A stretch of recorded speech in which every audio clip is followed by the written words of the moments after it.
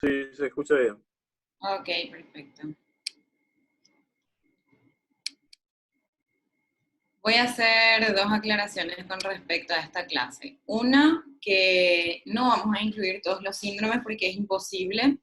Todo lo que es medular no vamos a hablar porque no vimos las vías y es importante primero saber anatomía para poder entender semiología.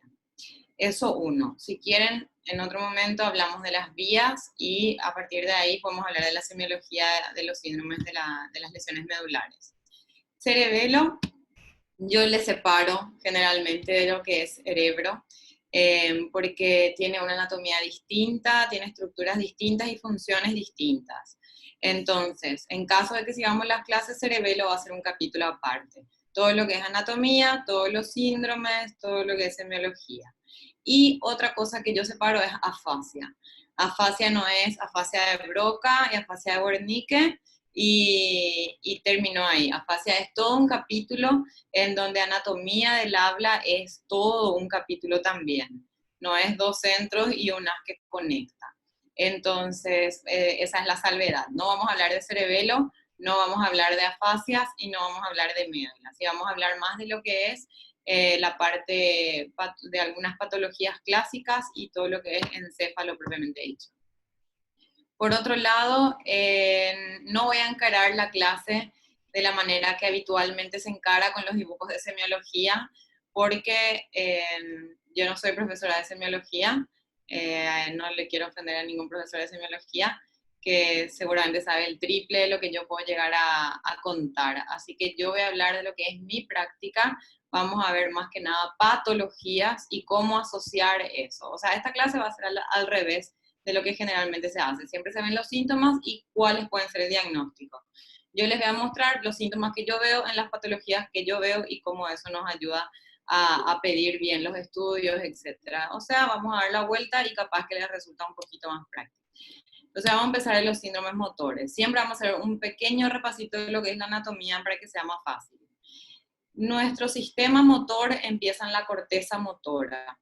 La corteza motora estaba en el giro precentral, que era el giro que era vertical del lóbulo frontal, justo antes del surco central del cerebro.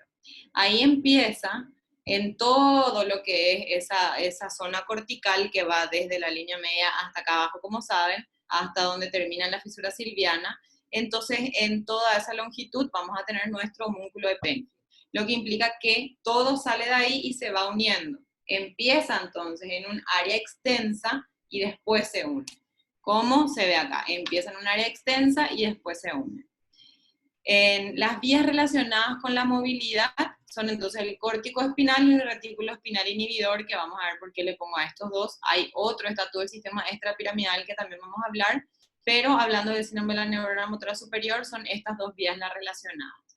Una vez que ya salió de mi corteza motora, las fibras se van a unir y van a ir a través de la cápsula interna hasta lo que es el tronco encefálico y a nivel del tronco se van a decusar. Eso explica por qué nuestra clínica de miembros, de la clínica deficitaria en los miembros, es contralateral, porque tenemos la decusación a nivel de la decusación de las pirámides en el bulbo. Entonces, esto sería un corte coronal, significa que estamos viendo así. Esto es frontal, acá está la fisura silviana, esto es temporal. Acá salen nuestras fibras motoras que van a venir, se van a unir, van a pasar a través de la cápsula interna, que está acá en el brazo posterior de la cápsula interna, y a través de los pies mesencefálicos van a seguir pasando por el puente y a nivel del bulbo una parte se va a decusar y una menor parte va a seguir directo. Acá tenemos otro ejemplo, hay millones de estos, nace de la corteza, pasan por el centro semioval, llegan al brazo posterior de la cápsula interna, por el pie del mesencéfalo, puente bulbo, en la decusación de las pirámides del bulbo se decusa y va por el otro lado. Bueno, entonces las características del síndrome de la neurona motora superior, estamos hablando de lesiones que serían más corticales o todo lo que está en la primera neurona, no solamente cortical, vamos a ver que la lesión de la neurona motora superior puede estar a nivel cortical, a nivel capsular, como yo les voy a mostrar enseguida, ¿sí? No solamente corteza. Entonces, cuando hablamos de la neurona motora superior en general, hablamos de que compromete varios grupos musculares. ¿Por qué? Y porque como vieron, si tienen algo que es arriba en el cerebro, cada una de las neuronas va a estar inervando mayor cantidad de grupos musculares. Si nosotros tenemos una lesión, cuanto más distal es la lesión, menor va a ser el área que va a afectar. Es decir, que si yo tengo en el último estadio de mi lesión, va a ser una lesión radicular, que ya no es neurona motora superior, es neurona motora inferior, ahí yo voy a tener un déficit radicular, que es algo mucho más chico, mucho más específico, y que abarca solo un grupo muscular. Ahora, con el tiempo, el déficit axial y proximal de los miembros se va recuperando y persiste más lo distal. Si alguien tiene un familiar que tuvo una ACV, va a ver que primero tiene una hemiplegia o una hemiparesia muy acentuada y que después empieza a mover el brazo, pero ya no tanto la mano. Y eso es porque todo lo que es proximal y axial, que es de tronco, tiene un poco de mecanismos compensadores de otras vías que son inconscientes, que también van a inervar y también tienen a veces inervación bilateral. Y el paso es de una parálisis flácida a una parálisis espástica, como vamos a ir viendo. Y esto ocurre porque hay una espasticidad después, porque se liberan ciertas vías que estaban inhibidas. El piramidal, cuando está funcionando, hay otras vías que están durmiendo. Cuando el piramidal se lesiona, generalmente también se lesiona el rubro espinal, que está muy cerquita del piramidal, ahora se llama ya yuxtapiramidal. Entonces ahí se liberan otras vías y por eso tenemos de repente un aumento del tono, una hiperreflexia o cosas así.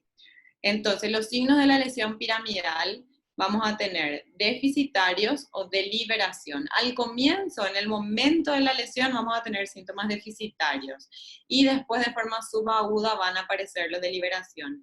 Esto en la médula podemos comparar con el shock medular, que al principio no tenemos nada, todo es deficitario y después aparecen los de liberación. Los deficitarios pueden ser paresia o plejía. Paresia es la disminución de la fuerza muscular y plejía es la ausencia de movimiento. Abolición de los reflejos cutáneos superficiales, que vimos en la clase de semiología, cuál es el del abdomen, que al estimular, por ejemplo, el hemiabdomen, tenemos que ver la contracción del ombligo y desvío, o sea, el desvío del ombligo hacia el lado estimulado. Ahora, signos de liberación dijimos que aparecen en la etapa subaguda y tenemos la hiperreflexia, que habíamos hablado de que puede ser una hiperreflexia policinética, ¿sí? Que en vez de hacer solo un movimiento hace uno y así totalmente descoordinado. Puede ser que haya un aumento del área reflexógena, por ejemplo en el patelar, no solamente al estimular la rodilla, sino la parte anterior del muslo estimulada y ya te hace el reflejo y muy enérgico. O puede ser también ilimitado, no se acaba, vos seguís, es inagotable, eso es patológico también. Podemos tener clonus, podemos tener hipertonía espástica y también signo de Babinski. Con respecto a la hipertonía espástica, hay dos tipos de hipertonía que vamos a ver hoy, ¿sí? La espástica y otra que vamos a ver en extrapiramidal, ¿sí? La hipertonía espástica significa que vos tenés una resistencia, pero que una vez que vences esa resistencia ya está, ya pasa. Y eso es lo que se ve en la lesión piramidal. En la extrapiramidal vamos a tener rigidez que se presenta como rueda dentada, donde vos tenés que ir venciendo distintas resistencias. Y después el signo de Babinski, que ya hablamos que no existe signo de Babinski negativo. El signo de Babinski es el reflejo de extensión del hallux, cuando lo normal es la flexión. En pacientes menores de 1 año vamos a tener signo de Babinski y no va a ser patológico, porque a esa edad el sistema nervioso todavía no se mielinizó completamente, entonces no tenemos todas nuestras vías funcionando y probablemente las inhibitorias todavía no están activas, entonces nosotros tenemos todavía esos reflejos presentes. La imagen que está ahí es la imagen típica de un paciente con un síndrome piramidal. Cuando ya se implantó nuestra hipertonía, en el miembro inferior predomina la acción extensora y en el miembro superior la flexora, Por eso es que ven el miembro superior contralateral a la lesión en flexión, la mano también, el dedo gordo casi siempre escondido y el miembro inferior en extensión. Eso ayuda muchísimo porque después de un tiempo el paciente ya tiene una marcha parética y usa su propio miembro hipertónico como un bastón y hace la marcha de la guadaña. Ahora, lesiones, vamos a ver ahora vamos a centrarnos en lo que es corteza, no cápsula interna, ¿sí? Solamente a nivel cortical, porque tenemos que poder diferenciar. Ya sabemos que es una lesión del haz piramidal, pero ahora a qué nivel se lesionó ese haz piramidal también es importante identificar. No es solamente decir si está en el haz piramidal o está en la neurona motora inferior, no. Si ya sabemos que está en el haz piramidal, ¿a qué nivel del haz piramidal? Si nosotros tenemos una lesión en la corteza, vamos, y acá sí tenemos nuestro cerebro de siempre, significa que podemos tener una lesión a cualquiera de estos niveles. Y vamos a empezar de vuelta. Nosotros para saber dónde está nuestra corteza motora, decíamos que teníamos que ubicar el surco central, porque por delante del surco central estaba nuestra corteza motora primaria, y por detrás del surco central estaba la corteza sensitiva primaria. Si este es mi surco central, primero, ¿cómo sabemos que es el surco central? Y porque es un surco continuo que va de atrás para adelante, que si bien parece que la fisura silviana no termina porque acá hay un surco subcentral que solamente por la angulación no se aprecia, es un surco continuo que está justo detrás de un surco discontinuo, que es el surco precentral, y que es discontinuo por un pliegue de paso que tiene el frontal medio hacia el giro vertical que es este. Entonces el frontal va desde el polo frontal hasta el surco central y tenía 3 surcos horizontales y un surco vertical. Frontal superior, medio inferior y giro precentral. Eso siempre repitan, porque anatomía es repetición. Entonces ya ubicamos nuestra corteza motora.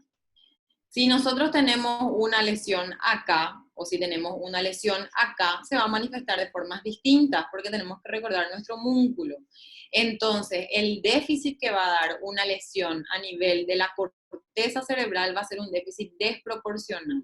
¿Qué significa desproporcional? Que no va a ser igual en miembro superior que en miembro inferior, y eso se explica acá. Si nosotros tenemos un meningioma que está comprimiendo esta parte de nuestra corteza o tuvimos un infarto en esta parte de la corteza, entonces vamos a tener un déficit probablemente de una parte del cuerpo, llámele cara, llámele miembro superior, y no de la pierna, como si fuese que tuvimos acá hacia la cara medial de la corteza. Entonces, acá también influye nuestra clase de ACV. Si tenemos un infarto en el territorio de la arteria cerebral media, vamos a tener una lesión de la cara superficial del hemisferio, entonces va a estar afectada la zona más lateral de nuestro músculo. Si tenemos un infarto en la arteria cerebral anterior, vamos a tener un infarto de la cara medial y superior del hemisferio, entonces vamos a tener un déficit del miembro inferior, por ejemplo. Entonces siempre asocien anatomía, patología como vimos y semiología. Lesión cortical es un déficit desproporcional, salvo que tengas algo que te afecte todo tu músculo, que es difícil. Entonces, como el origen de la piramidal es en abanico, el origen es amplio, después sí todas las fibras van a estar más juntas y es más fácil que una lesión abarque todo las acá abajo que acá arriba cuando está abierto.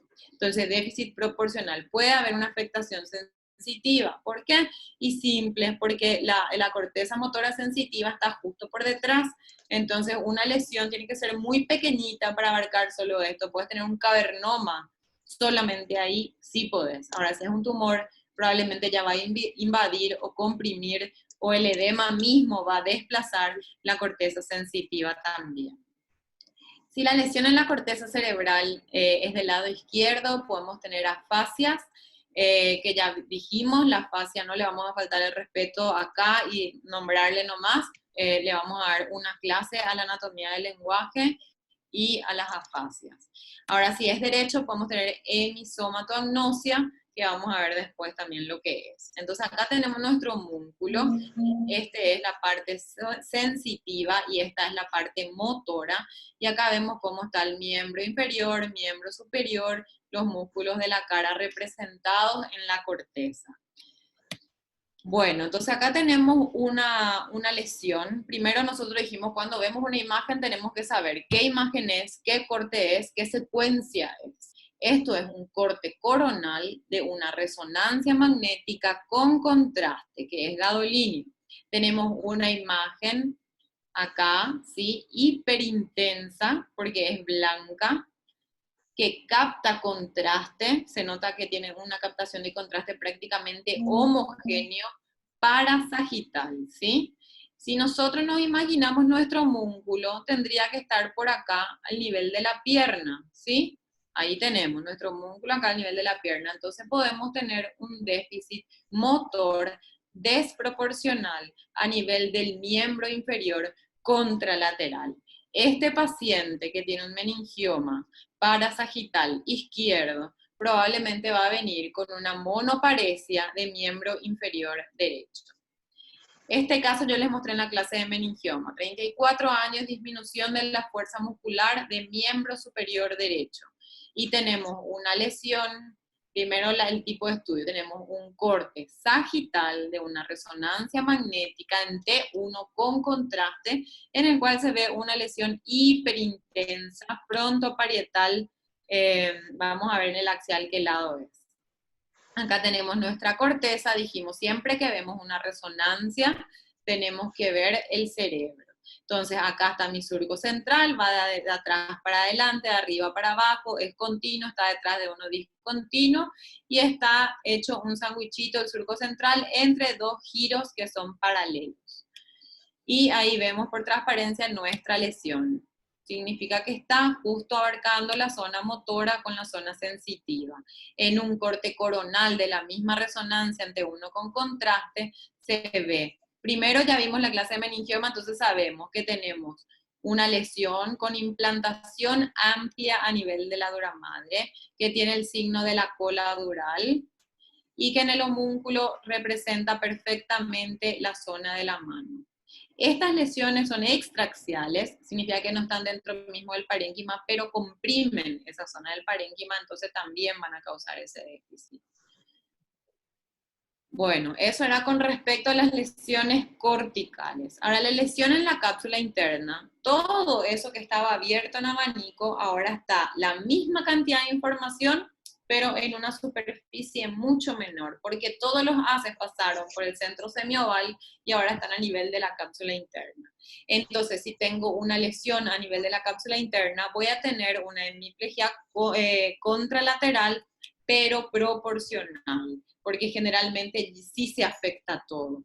Puede haber también una hemipoestesia contralateral, que es la disminución de la sensibilidad. Y acá tenemos una tomografía simple de cráneo, en donde se ve hiperdenso nuestro cráneo, como siempre, y acá una lesión hiperdensa a nivel capsular. Entonces, esta lesión probablemente me va a dar una hemiplegia contralateral proporcional. No era lo mismo como que estaba en una partecita nomás del homúnculo. Esto está abarcando la cápsula interna y como ahí toda la información está junto, entonces toda la información se pierde. Vamos a llamar así porque mi objetivo es que ustedes entiendan y no yo ser súper técnica y que después no se queden con el mensaje. Entonces, ¿acá qué tenemos? Acá tenemos una imagen axial, ¿sí? En donde se ve el sistema ventricular. Acá está el asta frontal del ventrículo lateral, foramen de Monro, cabeza del núcleo caudado, pared lateral del tercer ventrículo, tálamo. Acá tenemos brazo anterior de la cápsula interna, rodilla, brazo posterior de la cápsula interna, putamen, globo pálido. Entonces, si acá está, y acá voy a repetir 1000 veces para que se acuerden, dijimos cuando hablamos de ventrículos que al hacer una endoscopía hay que tener cuidado a nivel del foramen de Monro porque lateral no tenemos ninguna estructura que le esté protegiendo la cápsula interna. Si estamos en el asta frontal y lesionamos la parte lateral, tenemos el núcleo caudado. Si estamos acá, tenemos tálamo. Pero si estamos acá, la cápsula interna está en directo contacto con el foramen de Monro. Y acá está justo la parte de la cara.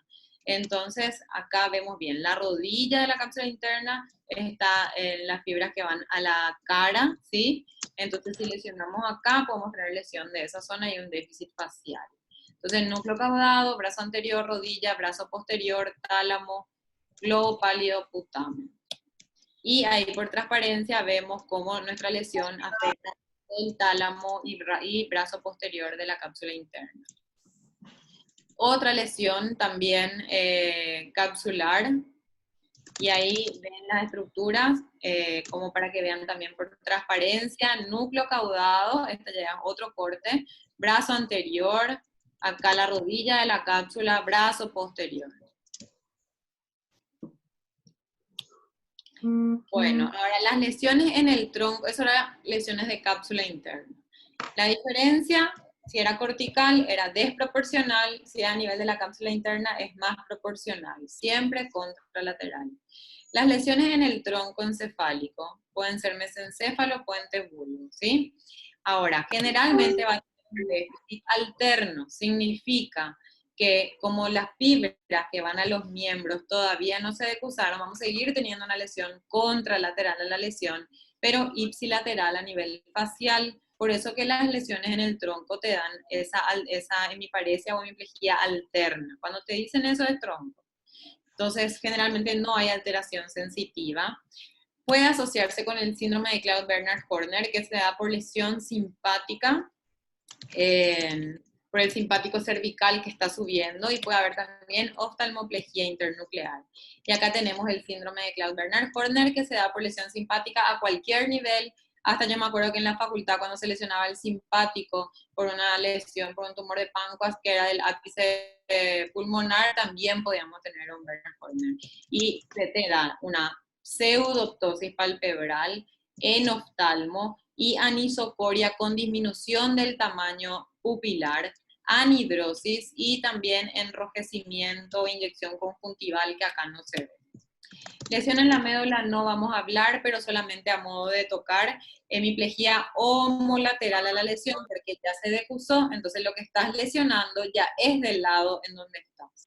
Y la pérdida de la sensibilidad contralateral a la lesión. Eso después cuando hablamos médula podemos decir qué tipo de sensibilidad va a ser IPSI, qué tipo de sensibilidad va a ser contra.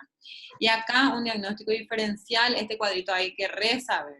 Si tenemos una lesión a nivel cortical, tenemos entonces una debilidad desproporcional porque era tan amplio el lugar que probablemente afecta más un lugar que otro. La alteración sensitiva es vaga, pero puede estar presente por lesión también de la corteza somatosensitiva. Hay afasias si es que se daña el hemisferio dominante, y podemos tener anosognosia y disturbios de la tensión izquierda en lesiones del hemisferio derecho. Tenemos una lesión en la cápsula interna, que vemos acá como todos los haces que estaban acá se juntaron. Vamos a tener entonces una disminución de la fuerza proporcional y una hemipoestesia contralateral, porque también la información sensitiva se juntó ya ahí. Si tenemos una lesión en el tronco cerebral, entonces vamos a tener una hemiparesia o hemiplegia alterna, contralateral en miembros, ipsilateral en cara. Puede estar conservada la sensibilidad porque la vía motora y sensibilidad están totalmente en partes distintas del tronco, y también se puede acompañar de una oftalmoplegia internuclear o también síndrome de Horner, como vimos, por el simpático cervical. El síndrome extrapiramidal. Bueno, el sistema extrapiramidal sería un sistema que controla o regula nuestros movimientos que el piramidal hace. O sea que una lesión extrapiramidal nunca te va a dar una plejía, porque si tu corteza motora está íntegra, la iniciación, la producción del movimiento está conservada. Lo que puedes tener un problema es en la regulación del movimiento. Y nuestros movimientos están regulados no solamente por el sistema extrapiramidal, porque también el cerebelo y el sistema vestibular influyen. Entonces, tampoco cualquier pérdida de la coordinación motora está dada por una lesión extrapiramidal, porque como dije, tenemos nuestro cerebelo, tenemos nuestra área motora suplementaria que puede dar apraxias, y tenemos también nuestro sistema vestibular que va a afectar también un poquito. Entonces el sistema extrapiramidal serían los núcleos, vamos a decir, la sustancia profunda. Y acá tenemos, del lado derecho, yo voy a mencionar, vamos a ir viendo la sustancia gris, y del lado izquierdo vamos a ir viendo la sustancia blanca, ¿sí? Esa es la cápsula extrema. La sustancia gris que está por debajo de la cápsula extrema, que se ve acá, y acá se disecó. Antes, vamos a retroceder en el tiempo. ¿Esto qué es? Esto es una pieza anatómica en la cual se disecaban partes de los núcleos de sustancia gris. Después tenemos otra en donde, no hoy, pero vamos a ver en algún momento si seguimos con las clases, donde se disecan las fibras blancas, porque esto no es que uno estudia nomás y se ven los dibujos, pero no se ve en la anatomía real. En un paciente vivo no se ve, pero si vos congelás el cerebro con técnicas especiales, entonces ahí la sustancia gris se delimita bien, la sustancia blanca se delimita bien, e incluso se puede disecar las fibras blancas a modo de ver la dirección de los haces, dónde empieza, dónde termina. Y podemos dedicar una clase entera a las fibras blancas, que no es solamente la sustancia blanca innominada, ¿verdad? Cada parte de la sustancia blanca tiene su nombre y de acuerdo a su nombre, su trayecto y su función y su relación, etcétera. Entonces, acá tenemos sustancia blanca, cápsula extrema. Por debajo de la sustancia blanca tenemos de este lado el claustro. Esto es de los dos lados. Esto es una forma didáctica nomás para que ustedes vean. Después tenemos la cápsula externa y debajo de eso el putamen. Después tenemos globo paleolateral, globo paleomedial. Ahí tenemos nuestra cápsula interna. Brazo anterior, rodilla, brazo posterior y medial a la cápsula interna el tálamo, que sabemos que es la pared lateral del tercer ventrículo. Entonces, una lesión en estas estructuras da lo que es el síndrome extrapiramidal. Las manifestaciones van a ser, como dijimos, una alteración en los movimientos voluntarios, no ausencia, no disminución de fuerza. Podemos tener un tono muscular anormal, movimientos involuntarios anormales y posturas anormales también. Pueden darse aisladas o pueden darse en forma todas juntas, y tenemos que podemos clasificar en dos grupos: los hipocinéticos y los hipercinéticos, según tengamos una disminución de lo normal o un aumento de lo normal, ¿verdad? El hipocinético, como para que tengan una visión normal, es el parkinsoniano, ¿sí? Que no necesariamente es Parkinson, pero le llamamos parkinsonismo, parkinsoniano, porque tiene el síndrome clínico de eso. Y al comenzar no dije, todos estos síndromes que estamos dando, si bien yo les muestro una resonancia con una patología, son síndromes clínicos, semiológicos, que yo les muestro la patología para que ustedes tengan la capacidad de asociar, pero yo no necesito una tomografía que me muestre un meningioma para decir, esto es un síndrome piramidal a nivel cortical. No, el síndrome piramidal a nivel cortical, yo llegué a ese diagnóstico sindrómico a través de mi examen físico, anamnesis y evaluación con todas las pruebas de fuerza muscular, reflejo, tono, etcétera, ¿sí? Entonces, recordar eso. Yo les muestro las imágenes de resonancia no porque necesitemos, sino porque me parece que puede ser práctico para ustedes ver al revés de lo que generalmente se estudia. Entonces, para el síndrome extrapiramidal hipocinético vamos a tener que cuesta iniciar el movimiento, hay dificultad para cambiar el patrón, el popular del Parkinson, que se va caminando y no puede frenar. Hipertonía muscular, que es uniforme y constante, movimientos anormales como el temblor de reposo e inestabilidad postural. Y acá, si ustedes se imaginan un paciente con Parkinson, es básicamente eso, el paciente que una vez que está caminando no puede parar fácil, cuando quiere cambiar de posición, quiere girar, le cuesta muchísimo girar, cuando quiere arrancar, le cuesta arrancar, está todo el tiempo así el movimiento de contar plata, ¿sí? Es el temblor de reposo, y la hipertonía, como dijimos, en rueda dentada, que no es la espasticidad que habíamos hablado antes. Entonces, el hipercinético, por el contrario, son movimientos involuntarios espontáneos anormales, que tenemos corea, balismo, distonía, atetosis, mioclonía, ¿sí? Y grados variables de hipotonía e hipertonía. Vamos a ver si pueden ver el videito. Miren, y esto el paciente tiene. Realmente esto es una corea, no son cosas que clásicamente nosotros los neurocirujanos vemos, pero los neurólogos ven. Atetosis,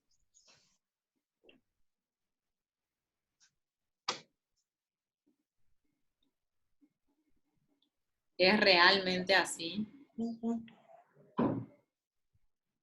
El balismo, que son movimientos bruscos de un miembro, puede dar una super patada o una super trompada. Si es voluntario no cuenta.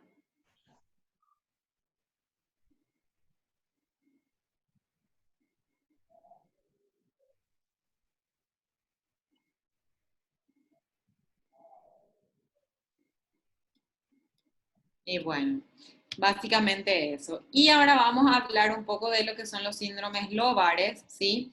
El lóbulo parietal va desde el surco central hasta la línea temporo-occipital, que era una línea imaginaria que iba desde la incisura del surco parieto-occipital de la cara medial hasta la indentación preoccipital, ¿sí?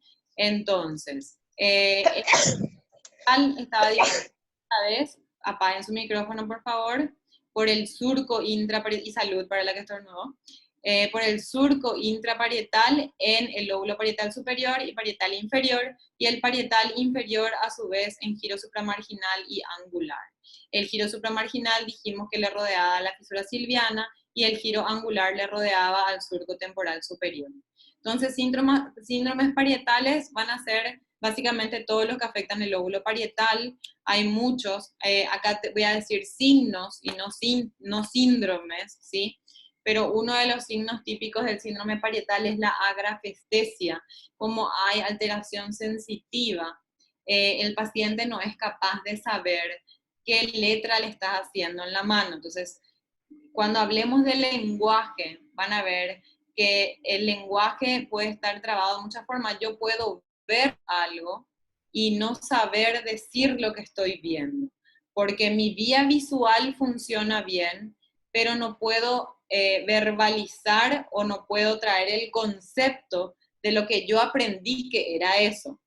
Entonces, puedo, por ejemplo, si yo les muestro esto, ¿sí? Ustedes ven lo que es porque su corteza occipital funciona bien, su ojo funciona bien, el nervio óptico funciona bien. Ahora, todo eso tiene que también evocar el recuerdo de que esto yo aprendí que es un termo. Y también yo tengo que tener la capacidad de decir la palabra termo. Entonces, realmente toda esa vía tiene que estar conservada para que yo pueda decir esto es un termo.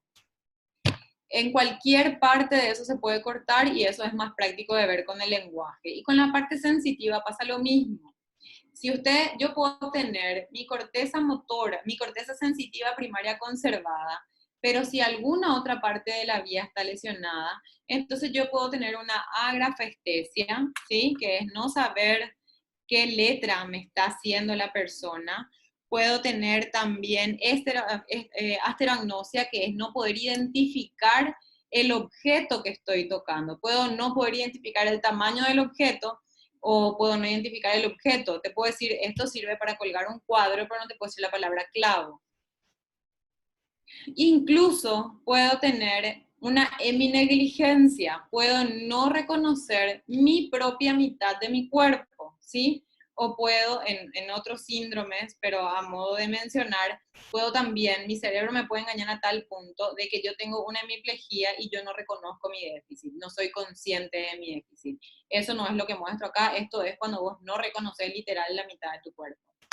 También tenemos el síndrome de Gerstmann, que se da por lesiones parietales, que puede ser una lesión isquémica, una lesión desmielinizante, una lesión tumoral. Acuérdense que estos son síndromes clínicos, es lo que encontramos.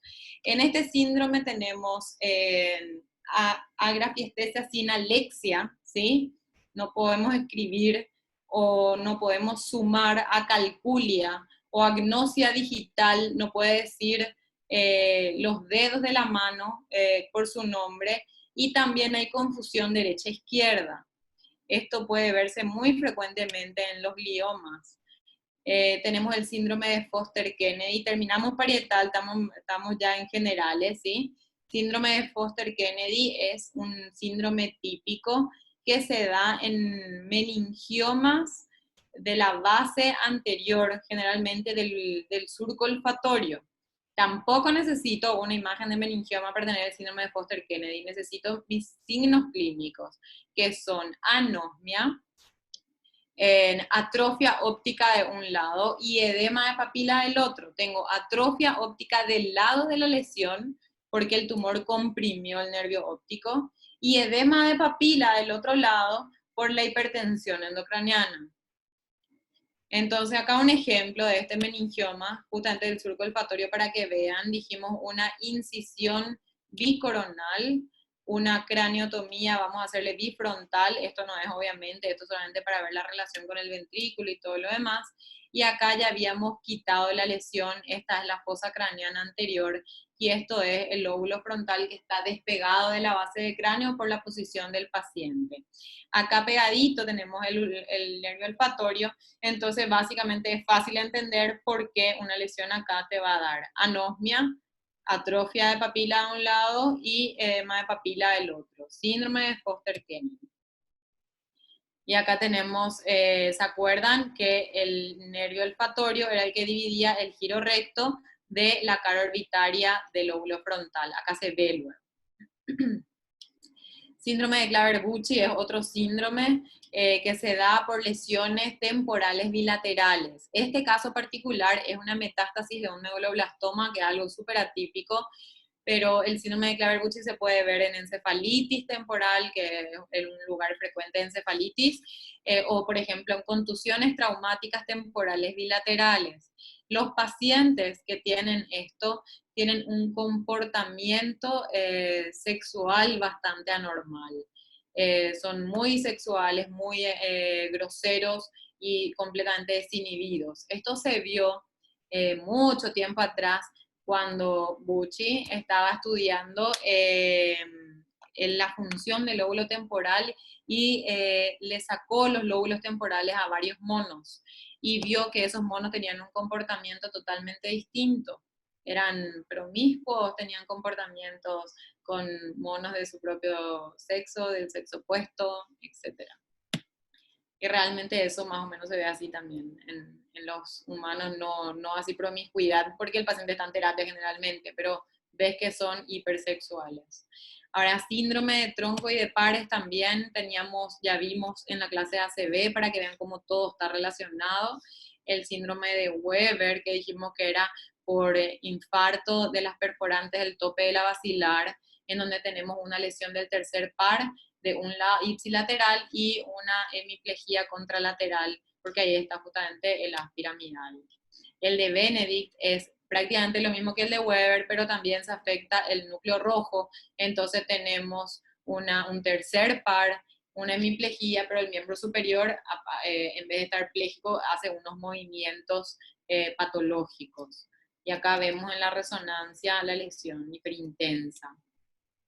El síndrome de Wallenberg, dijimos que también se llamaba vulvar lateral y que podía darse por un infarto en el territorio de la arteria cerebelosa posterior-inferior o arteria vertebral, y tiene síntomas de distintos pares, por ejemplo, vértigo por el núcleo vestibular, tiene también un déficit sensitivo del por lesión del núcleo trigeminal ipsilateral, tiene también alteración para tragar y disminución del reflejo nauseoso por alteración del noveno y décimo par, y tiene también una alteración sensitiva. Tenemos parestesias homolaterales por lesión del grácil cuneiforme y contralaterales del sensitivo contralateral, incluso sensación de fiebre que no tenemos contralateral por lesión del haz espinotalámico.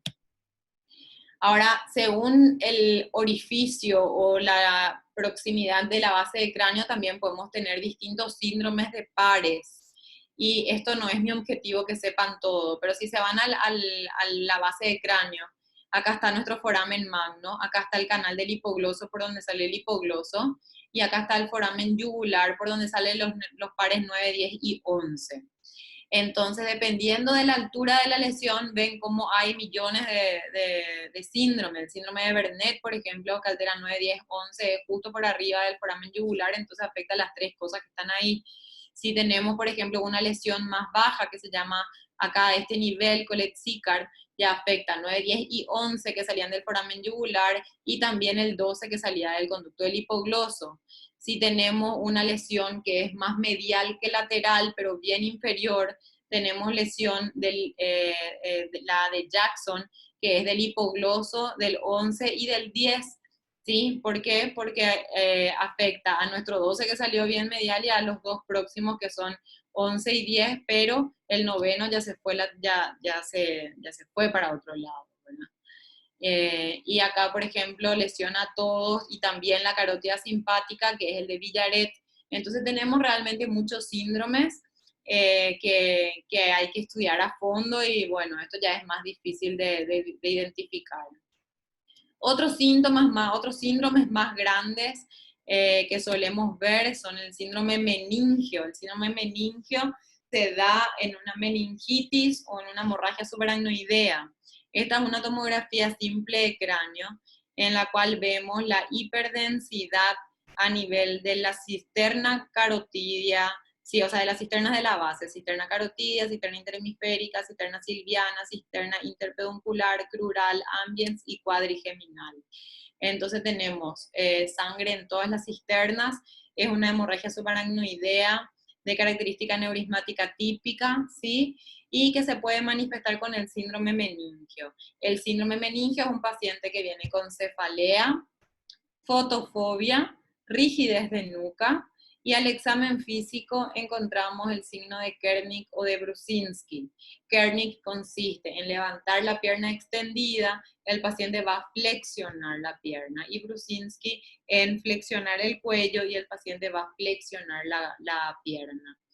Entonces, es muy importante tener en cuenta los signos clínicos y yo les voy a contar experiencias de repente de casos en los que no tuvimos en cuenta, no hablo algo personal, ni nombre ni apellido, sino que en general cuando no tenemos en cuenta los síndromes clínicos posibles y las posibles etiologías que representa lo grave que puede ser. Si se nos pasa por alto un síndrome meningio, al paciente que vino con una cefalea y que le duele el cuello, porque el paciente no te va a decir, hola, tengo rigidez de nuca, te va a decir, me duele mucho la cabeza y me duele también el cuello. Tuvimos varios casos que pacientes fueron a la casa, volvieron, sabes que no me pasa, andate nomás a tu casa, toma un relajante muscular, el estrés baja por el cuello, se te tensionan los músculos. Y bueno, así varias veces, y después viene en coma porque hizo un vasoespasmo o un resangrado, que son las complicaciones de la hemorragia subaracnoidea, que también ustedes ya saben porque vimos en la última clase. Entonces, es muy importante tener en cuenta que cefalea y rigidez de nuca puede ser un síndrome meningio por una hemorragia subaracnoidea, hay que ver una tomografía. Si también hay fiebre, entonces tenés que sospechar una infección y hacer una punción lumbar. Si tu tomografía era normal, pero encontraste Kernick, encontraste Brusinski, no hay fiebre, etcétera, hacer una PL igual a ver si tiene una hemorragia subaracnoidea. Entonces, los síndromes clínicos son muy importantes. Otra cosa, cuando hablamos de los lóbulos frontales, el lóbulo frontal tiene mucho que ver con el comportamiento.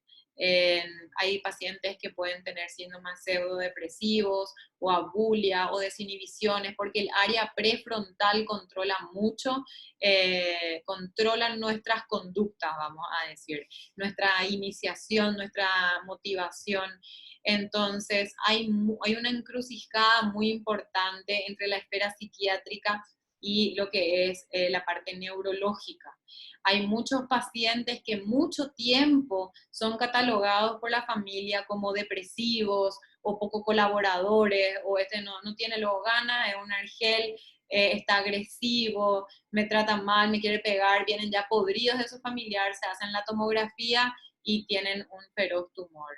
O para los que ven Grey's Anatomy, ¿cómo se llamaba la neurocirujana? Justo ella era una persona que se metía con varias personas de repente, era muy agresiva, no podía mantener relaciones estables, y después se hizo una resonancia por otro motivo y tenía un feroz tumor frontal. O sea que hasta en Grey's Anatomy saben de semiología como nosotros no vamos a ver, ¿verdad? Las lesiones frontales pueden tener manifestaciones de la esfera psiquiátrica, también las temporales, y hay que estar atento a eso. También hay que tener cuidado con las embarazadas, pero de eso voy a hablar enseguida, justamente ahora, en síndrome de hipertensión endocraniana. El síndrome de hipertensión endocraniana se puede dar por cualquier patología que aumente la presión dentro del cráneo. Acá, por ejemplo, tenemos una tomografía simple de cráneo, un corte axial, en donde se ve una lesión hiperdensa en forma de semiluna, ¿sí? Sí, en forma de semiluna. Esto también hizo que acá se vea una disminución de los surcos corticales y un desvío de la línea media. Vamos a tratar de entender bien esta tomografía y después nos vamos al síndrome, porque quiero que aprendan de todo un poco. La línea media dijimos que teníamos que ver en el hueso, que esta sería nuestra línea media del hueso. Voy a ver si puedo dibujar con el riesgo después de no poder sacar. Mejor no me habla, vale. Bueno, entonces, línea media central del hueso estaría acá. Línea media central del parénquima, nos vamos al septum pellucidum, estaría acá. Lo que significa que esta lesión que está acá empujó tanto el cerebro que la línea media del cerebro está prácticamente del otro lado, o sea, está del lado izquierdo. Esto es un hematoma subdural agudo. ¿Cómo sabemos que es agudo? Por la hiperdensidad. Si esto es muy hiperdenso, muy blanco, si esto estuviese negro, sería un hematoma subdural crónico. Pero el contexto clínico del hematoma subdural agudo del crónico es totalmente distinto, se dan grupos de pacientes distintos, con causas distintas y también puede ser otra clase.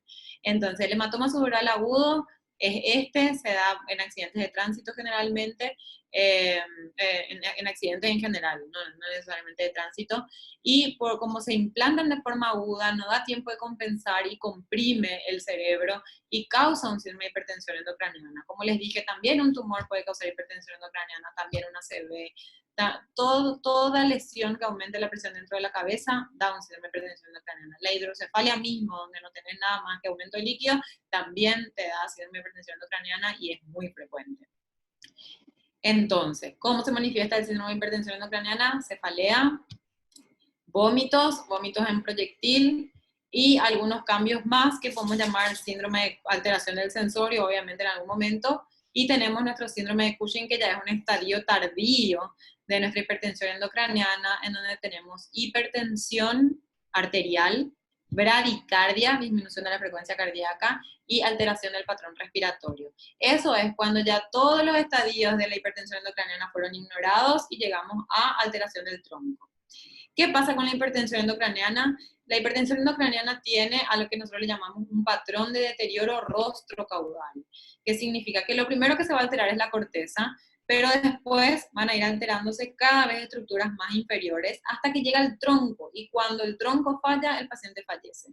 O sea que este paciente puede enclavar, y enclavar entonces ya saben lo que es, cuando las estructuras, por ser comprimidas, por estar bajo una compresión extra, descienden de un espacio a otro. Por ejemplo, la transtentorial o la interfalciana es cuando, por ejemplo, algo que está del lado derecho le empuja, pasa por la falsa al hemisferio y se va del otro lado. Transtentorial a través del tentorio o del foramen, etc.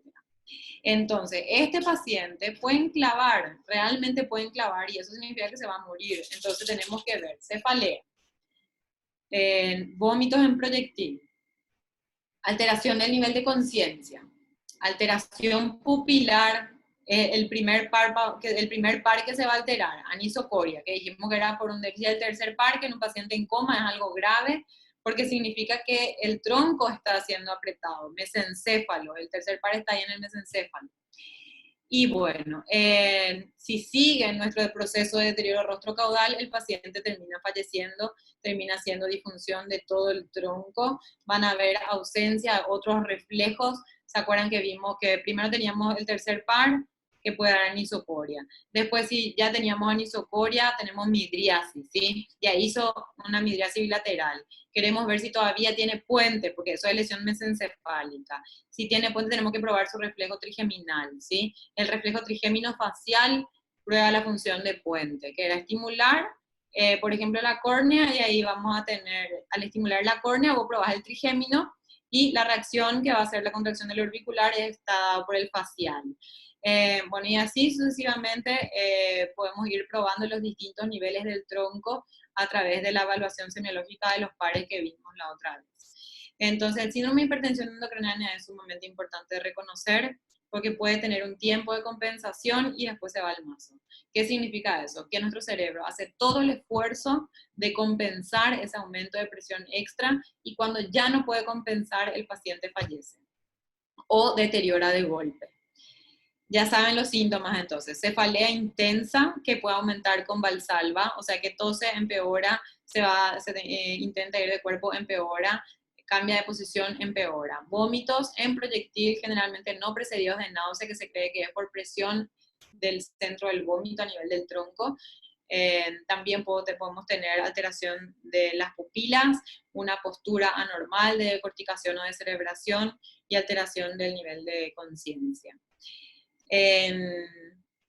Hay muchos cuadros también que pueden confundir nuestro síndrome de hipertensión endocraniana. Tenemos, por ejemplo, pacientes que, yo siempre recuerdo un caso que vi en un lugar, que era una paciente joven, embarazada, que había perdido el marido hace cuestión de un mes. Entonces, como ella estaba en tratamiento psiquiátrico y cada vez estaba más dormida, cada vez estaba peor, ¿verdad? Pero decían que era por falta de colaboración, que estaba en un cuadro depresivo muy intenso, eh, que era más o menos todo psiquiátrico. Entonces hasta le llegaron a sedar, ¿sí? Porque iba con su cuadro, entre comillas, y estaba embarazada, tenía vómito, la paciente, alteración del sensorio, vómito, pero el vómito podía ser justificado por la gravidez, ¿verdad? Por el embarazo. Entonces, bueno, llegamos a la anisocoria, ahí se hizo su primer tomografía, tenía un tumor cerebral enorme y la paciente enclavó, falleció finalmente. Entonces, eso no es la idea buscar un culpable porque ahora que ya sabemos el diagnóstico es muy simple, decir tenía cefalea, tenía alteración del sensorio, tenía vómitos, era lógico que era una hipertensión endocraniana, pero en el día a día no es así porque el paciente viene con millones de síntomas y nosotros tenemos que agrupar en cuáles pueden estar relacionados y cuáles no, y realmente ella tenía un cuadro depresivo tal vez antes, y bueno, y ahí se fue enmascarando, los sedantes van enmascarando, el vómito tenía otra causa, entonces ver cuándo sospechar, ver cuándo no. En un paciente con duda de una lesión neurológica, siempre hay que tratar de no sedar, porque la sedación puede enmascarar un deterioro nuestro. Entonces, por más de que el paciente esté de repente intenso, hay que ver bien los síntomas antes de perder nuestro sensorio, porque tenemos que ver si hace algún síntoma neurológico.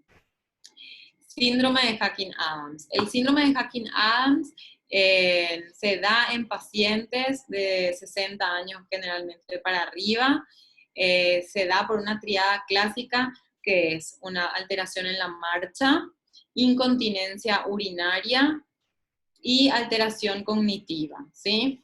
Son pacientes que vienen con un cuadro de, primero me costaba pararme y caminar de una, caminaba con mi pierna un poco aumentada, mis brazos tambaleaban raro al costado, ya no llegaban al baño para hacer pipí, pero como fue progresivo, es como que se van acostumbrando y al final, después de mucho tiempo, pierden su calidad de vida porque son pacientes jóvenes que tienen un buen nivel de conciencia, vamos a decir, pero cierta alteración de la memoria, cierta alteración de la conducta, y ellas usan pañales, etcétera, y les cuesta caminar, y por una patología totalmente benigna. Pero ¿qué pasa? Se hacen la tomografía o la resonancia y no hay grandes cambios. No es como cuando haces una tomografía normal y ves un feroz tumor que es categórico que se tiene que operar. Esta tomografía de acá, yo veo una que otra imagen que puede ser una secuela vascular. Acá esto que puede llegar a ser un edema transepenimario o no. Mi ventrículo está un poquito más grande, pero ¿qué pasa? El ventrículo, que es la cavidad de líquido que ven acá, aumenta con la edad para compensar la atrofia. Eso se llama hidrocefalia ex vacuum y eso no se trata, porque como tenemos atrofia cerebral, se compensa esa disminución del tamaño del parénquima con un aumento de líquido. Ahora, si esa te está dando síntomas, entonces ahí tenemos una hidrocefalia normotensiva del adulto, que es lo que se da como síndrome de Hacking-Adams. Entonces, ¿cómo podemos saber si es una ventriculomegalia no más o si ya es una hidrocefalia que me está dando síntomas? Entonces, primero tenemos que saber que existe esto, que una incontinencia urinaria puede estar causada por una alteración cerebral. Después tenemos que saber que puede estar acompañada de estos síntomas que dijimos y después probamos con una punción lumbar.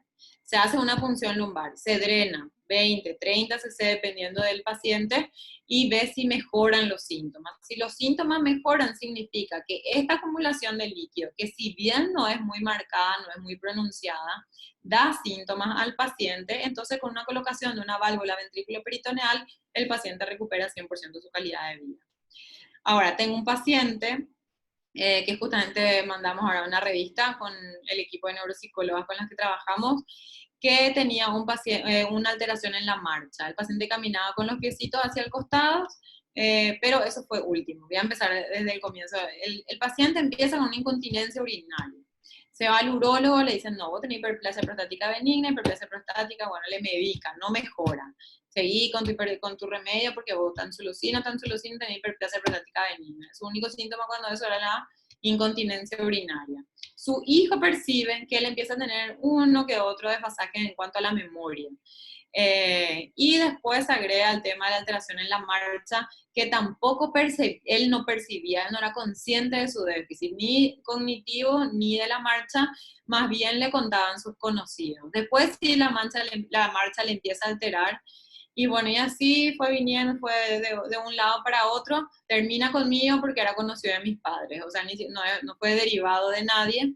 Le hacemos una tomografía, esta es la imagen, y bueno, punción lumbar, le drenamos 30 cc, mejoró radicalmente, le pusimos una válvula y mejoró 100%, ¿sí? El paciente camina súper bien, va al baño perfecto, nunca más tuvo incontinencia, y su test, su evaluación cognitiva mostró una franca mejoría. Entonces, ¿qué nos muestra esto? Que si no conocemos la patología, es imposible que sospechemos el diagnóstico. Si no sospechamos el diagnóstico, no vamos a hacer las pruebas para confirmar el diagnóstico que sospechamos. Y si no hacemos todo eso, no podemos implementar un tratamiento adecuado y no vamos a mejorar la calidad de vida del paciente. Me decía este paciente, así exagerado, ya ve que nosotros le cambiamos la vida. Y bueno, si vos una persona que ya no puede salir, que ya no se puede ir a bailar, que ya no puede salir a cenar con su pareja porque se hace pipí encima y eso afecta muchísimo la autoestima, entonces igual le devuelve su calidad de vida con un procedimiento tan sencillo como una válvula, entonces vale la pena estudiar, vale la pena saber. Entonces, como conclusión, usemos nuestro sistema nervioso para entender lo que nos cuenta el sistema nervioso del paciente, ¿sí? Tenemos que tratar siempre de tener en cuenta todos los síntomas que estamos viendo, tratar de ver cuáles se relacionan entre sí, cuáles no, con qué localización anatómica podemos relacionar, y bueno, ahí ver qué estudio pedir y cómo podemos ayudar. Espérame, voy al chat. A ver si tienen alguna pregunta. Uf, no me estoy pudiendo ir al chat. Ahí está. Los signos de Kernig y Brusinski siempre van de la mano. Mira, en semiología nada es siempre. A veces tenemos un signo, a veces tenemos otro, a veces no tenemos ninguno. Pero sí, suelen estar los dos presentes. Sí, esa es la pregunta. Suelen estar los dos y suele ser bien evidente. Sobre todo en la hemorragia subaracnoidea cuando tenemos bastante cantidad de sangre cisternal.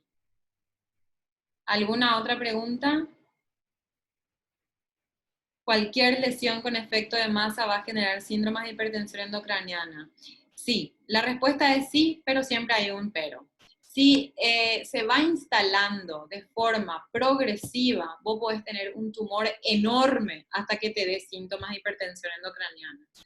Porque cuando el crecimiento es agudo, como un ACV hemorrágico que sangró de golpe, o un ACV isquémico que se tapó, hizo tu isquemia y se está hinchando a las 48-72 horas, ahí vos vas a tener hipertensión endocraniana. Ahora, si tenés un meningioma que crece 2 milímetros al año, 1 milímetro al año, entonces van a pasar muchos años hasta que eso tenga un tamaño considerable como para causarte una hipertensión endocraniana. Otra opción es que vos tengas un tumor de crecimiento lento, pero que hace un evento, por ejemplo, hace un sangrado intratumoral agudo. Entonces ahí te debuta con hipertensión endocraniana. Así que la hipertensión endocraniana realmente es el último estadio que ya nuestro cerebro nos dice, mira, está pasando esto hace mucho tiempo, no supe cómo decirte y mira, toma la bomba. Tengo hipertensión endocraniana ahora, ya no puedo solucionar. Los términos de proporcional y desproporcional. Ay, perdón, me salté una pregunta. Parece. ¿Cuál era el signo o síndrome que se observaba cuando ya había compromiso de tronco con hipertensión endocraniana? Anisocoria es lo que dijimos, que ya te está avisando que el paciente está por enclavar, que es la compresión del tercer par con una diferencia del tamaño pupilar. Ahí el paciente está enclavando, corre a quirófano. Doctora, buenos días, ¿me podría aclarar, por favor, lo tenemos proporcional y desproporcional? Bueno, proporcional es cuando tu déficit en miembro superior es igual a miembro inferior. Significa, nosotros tenemos nuestra fuerza muscular que va del 1 al 5, dimos en la clase de semio. 3 es vence gravedad, lo que está por debajo de 3, el paciente no vence gravedad, 5 es normal. Desproporcional es, por ejemplo, cuando vos tenés una fuerza muscular 3 arriba y 5 abajo, o al revés. Tenés una plejía de miembro superior y paresia de miembro inferior. Eso es desproporcional, no es igual el miembro superior que el miembro inferior. Y proporcional es igual miembro superior y miembro inferior. Y topográficamente dijimos que las que son lesiones corticales, como el origen es amplio, vos vas a tener algo desproporcional porque puede estar tu lesión justo arriba de lo que sería la parte del brazo en el homúnculo y no en la pierna. Entonces acá vas a tener solo en el brazo. Ahora, si también hay un poquito de edema, también le puede afectar a la pierna, ¿verdad? Pero generalmente solo de un lugar. Sin embargo, cuando todo eso concluye a nivel de la cápsula interna, si tenés una lesión en la cápsula interna, va a tener proporcional porque toda la información está ahí. Entonces afecta tanto miembro superior como miembro inferior. Pueden solaparse síntomas de hipertensión endocraniana con alguna lesión del parénquima por compresión. Claro, de hecho se suele presentar juntos, ¿sí? Es muy difícil que vos tengas un cuadro de hipertensión endocraniana sin una compresión de una parte de tu parénquima. Tuvimos una paciente de 33 años que tenía un cambio total de su comportamiento, estaba agresiva, no quería hablar, por momento parecía que tenía luego una fascia, por momento parecía que era pirebaí nomás. Bueno, esa paciente vino un día a la noche, en el transcurso de la noche ya hace un déficit motor y a la mañana hace una anisocoria. ¿Qué pasó con ese paciente? Primero tuvo un síndrome frontal normal, ¿sí? Por afectación del área prefrontal, con cambios del humor, del comportamiento, de la personalidad. Después ya se empezó el edema que estaba haciendo por esa lesión, ya empezó a hacer un déficit motor y bueno, siguió el edema y ya hizo una hipertensión endocrinal descompensada. Tuvimos que entrar ya de urgencia porque no había terapia hasta que conseguimos terapia de urgencia y realmente revirtió por suerte la anisocoria, pero tenía un tumor cerebral con un edema que era así impresionante. Los síntomas, los síndromes se suelen solapar, no es que vas a tener hipertensión endocraniana sin un déficit focal. Ese hematoma subdural que yo mostré en síndrome de hipertensión endocraniana, sí o sí tenía hemiplegia. Bueno, doctora, buenos días. ¿Y cuál es el paso a seguir en un síndrome de hipertensión endocraniana? Depende de la causa. Si vos tenés hipertensión endocraniana por hidrocefalia, que es la acumulación de líquido, entonces vos le puedes poner un catéter y ya está, porque eso va a drenar el líquido hacia afuera. Después le pones la válvula definitiva. Si tenés un hematoma subdural agudo, drenás el hematoma subdural agudo por una craniotomía, porque el hematoma subdural agudo es sólido, entonces destapás el cráneo y aspirás. Si tenés un hematoma subdural crónico, el crónico es líquido, basta con hacer 2 agujeritos de trepanación y aspirás el líquido. Si tu hipertensión endocraniana es por un tumor, entonces tenés que hacer la exéresis del tumor. Si tu hipertensión endocraniana es por una isquemia, vimos la otra vez, tenés que hacer una craniectomía descompresiva. Entonces, ¿qué haces vos al hacer una descompresiva, ya sea en ACV hemorrágico o isquémico? Vos abrís el cráneo, entonces el cerebro se puede hinchar. De hecho, van a ver esos cerebros así en época del cuadro agudo, que sobresale totalmente lo que sería el hueso. Eso es para que no enclave, vos la abrís para que se desmatice hacia afuera. ¿Cómo identifico un tumor de la glándula pineal? Vamos a ver en qué clase podemos meter eso. Un tumor de la glándula pineal clínicamente, vos podés tener un síndrome de Parinot, por ejemplo, que es cuando tenés esa mirada en sol poniente, ¿sí? Que se da por una compresión de la lámina cuadrigémina. Los síndromes de la región pineal pueden dar hidrocefalia también. Entonces puedes tener la lámina cuadrigémina acá está y tu pineal está acá, ¿sí? Está cayendo en lo que sería la cisterna cuadrigeminal. Entonces, o vos podés tener un síndrome de Parinot o puedes también tener una hidrocefalia, porque si tu tumor de la glándula pineal está acá, significa que está tapando la parte posterior del tercer ventrículo, entonces puede que la sangre no baje a lo que sería el acueducto. Puedes tener síndrome de hipertensión endocraniana por hidrocefalia, puedes tener un síndrome de Parinot, entre otros. En la resonancia se va a ver súper bien. Doctora, ¿a qué se debe el movimiento de extensión en Babinski? Se debe a que se liberó la inhibición, ¿sí? ¿Por qué lo desinhibido es en extensión? Ya no sabría decirte, pero lo normal es la flexión. Y el rubro espinal está inhibiendo los reflejos, o sea, está inhibiendo las vías que se manifiestan cuando tenemos una lesión piramidal y yuxtapiramidal. Ahora, ¿cómo se descomprimen los ventrículos laterales en caso de un síndrome de hipertensión? Si es, perdón que me ría, leí lo de abajo a Amelia Shepard. Los ventrículos, si es por hidrocefalia, que te está dando el síndrome de hipertensión endocranial, vos descomprimís poniendo un catéter. Vos colocás un catéter a través de una trepanación, haces una pequeña durotomía, metes el catéter por la corteza cerebral, llega al ventrículo y ahí sale el líquido cefalorraquídeo, pero así sale como una manguera. Amelia Shepard, meningioma frontal izquierdo, ahí mi residente me ayudó, muchas gracias. Y después dice, ¿cómo se ve un microadenoma hipofisario y se hacen cirugías en ese nivel? Sí, claro que se hacen. Los adenomas hipofisarios se operan, ahora no todos. El prolactinoma es un adenoma hipofisario que no se opera, los otros sí se operan. Y puede ser, antes se operaba solamente por craniotomía, o sea, abriendo el cráneo, ahora se opera vía transfenoidal y la paciente se va incluso sin heridas, sin nada a su casa, se hace por la nariz el abordaje. Eso se ve en una resonancia. Si seguimos con las clases, hay muchas clases que se pueden hacer. Los tumores de hipófisis tienen síndromes hormonales y también visuales y también pueden haber de hipertensión endocraniana, pero es imposible mezclar todo en una clase. Entonces, hay muchos temas que se pueden tocar, e hipófisis y anatomía de la región celar es otro de ellos. Vamos a ver ahora con la presidenta de la FELSOSEM si ella quedó en hablar, a ver si continuamos las clases o no. No sé qué está pasando con el tema de la cuarentena y ahí definimos qué clase vemos la semana que viene. Voy a poner en el Instagram y ustedes van a votar. Podría compartir la grabación de la clase ACB. Tengo los videos, me pueden escribir en el Instagram y les mando. ¿Por qué no soy docente? Bueno, ahí ya estamos. Bueno, muchas gracias siempre por la buena onda. Ahí parece que hay una pregunta. Una pregunta en un tema controversial, cuando un hematoma sudoral crónico está con hipertensión endocraniana descompensada, hay una tendencia de los agujeros versus trépanos. Si el hematoma sudoral es crónico, no conozco que haya mucha diferencia, no creo que sea muy controversial. Si es crónico, el clásico crónico, con 2 orificios de trepanación, suele ser suficiente. Si es agudo, ahí vos dudás entre hacer una craniotomía, drenar y volver a tapar, o una craniectomía descompresiva y dejar destapado.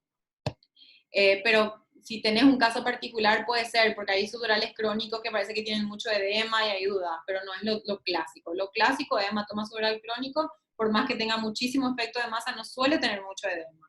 Entonces con las 2 trepanaciones suele ser suficiente. Y bueno, el resto de las preguntas, pedido de video en el Instagram, o en Face, y ahí también vamos a votar si seguimos o no seguimos, dependiendo de lo que me da la gente de la FELSOSEM y el tema de las clases. Así que nos vemos. Chao, chao.